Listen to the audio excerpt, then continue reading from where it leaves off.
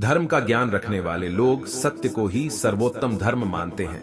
सुख और दुख जीवन का हिस्सा है। आप हमेशा प्रसन्न नहीं रह सकते, अर्थात हमेशा प्रसन्न रहना कुछ ऐसा है जिसे प्राप्त करना कठिन है। प्रसन्नता और दुख जीवन में आते जाते रहते हैं और ऐसा नहीं हो सकता ही कि लगातार सिर्फ प्रसन्नता ही बनी रहे। श्री राम जो कहते हैं वो करते हैं, अर्थात श्री राम अपने वचन के पक्के अटल वचन हैं। वचन देने के बाद वो पीछे मुड़कर नहीं देखते। जो व्यक्ति डरपोक और कमजोर होते हैं केवल वही चीजों को भाग्य पर छोड़ देते हैं। इसके विपरीत जो व्यक्ति मजबूत और आत्मविश्वास रखने वाले होते हैं वो कभी भी भाग्य पर नहीं टिकते हैं। जिस प्रकार एक वीणा अपने तार के बिना अधूरी है, एक रथ अपने पहियों के बिना अधूरा है, इसी प्रकार एक महिला 100 बेटे होने के बावजूद अपने पति के बिना अधूरी है, अर्थात कभी भी खुश नहीं रह सकती। दुख हमारा सबसे बड़ा दुश्मन है। एक दुख साहस को नष्ट कर देता है, दुख शिक्षा को नष्ट कर देता है, दुख हर चीज को नष्ट कर देता है। दुख से बड़ा कोई दुश्मन नहीं। श्री राम एक आज्ञाकारी पुत्र थे। वे भरत से कहते हैं, चंद्रमा प्रकाश देना छोड़ डाल सकता है, हिमालय बर्फ से बेफिक्र हो सकता है, सागर अपने तटों को बदल सकता है, लेकिन मैं अपने पिता द्वारा दिए गए वादे का कभी उल्लंघन नहीं करूंगा। एक बुद्धिमान व्यक्ति को त्रासदी या दुर्भाग्य का पूर्वाभास करना चाहिए और हमले से पहले इस तरह की त्रासदी या दुर्भाग्य को रोकने या दूर करने के लिए कार्रवाई करनी चाहिए।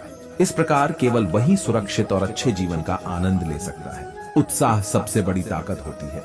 उत्साह से बड़ी कोई ताकत नहीं है। ऐसा कुछ भी नहीं है जो उत्साही लोगों के लिए इस दुनिया में प्राप्त योग्य नहीं है। चाहे दुख में हो या सुख में, एक दोस्त हमेशा एक दोस्त का सहारा होता है।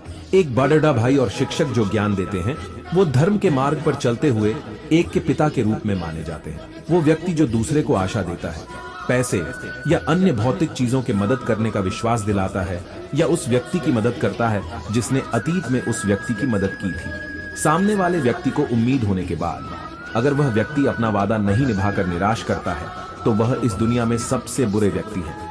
समझदार पुरुष कहते हैं कि जीत की जड़ विद्वान और बुद्धिमान लोगों के साथ परामर्श और चर्चा है।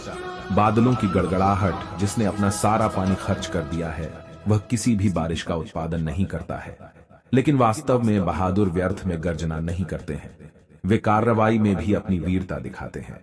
धर्म को जानने वाले कहते हैं कि सत्य ही सर्वोच्च धर्म है। गलती करना मानव का स्वभाव है। ऐसा कोई भी नहीं है जिसने कभी कोई गलती ना की हो। उदास, निराश या हतोत्साहित ना होना हर तरह की समृद्धि और खुशी का आधार है। दूसरों का धन चुराना, किसी दूसरे की पत्नी को लालच देना और मित्रों की ईमानदारी और चरित्र पर संदेह करना, ये तीनों विनाश का कारण बनते हैं। यदि उत्साह का साथ न छोड़ जाए तो इस दुनिया में कुछ भी दुर्लभ नहीं है। जो लोग हमेशा सच्चाई का पालन करते हैं वे झूठे वादे नहीं करते। एक वादे को निभाना निश्चित रूप से एक की महानता का प्रतीक है। गुणवान महिलाओं के आंसू व्यर्थ में जमीन पर नहीं गिरते हैं। इसका मतलब है कि यह उन लोगों को नष्ट कर देंगे जिन्होंने उन्हें इस तरह की पीड़ा दी थी जिससे आंसू बहाए जा रहे थे।